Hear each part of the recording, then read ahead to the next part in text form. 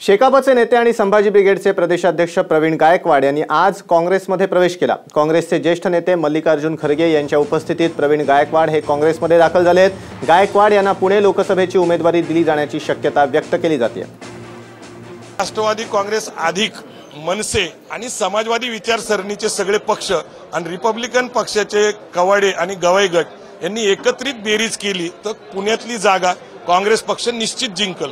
माझं स्वतःचं सामाजिक काम आहे 25 वर्ष। मी मागणी करणार आहे की 25 वर्षाच्या सामाजिक प्रबोधनासाठी एक मत तुम्ही देताल का।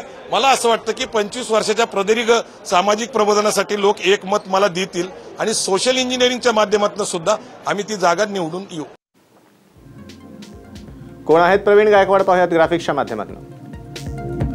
संभाजी ब्रिगेडचे माजी प्रदेशाध्यक्ष, शेकाप पक्षात त्यांनी प्रवेश केला होता।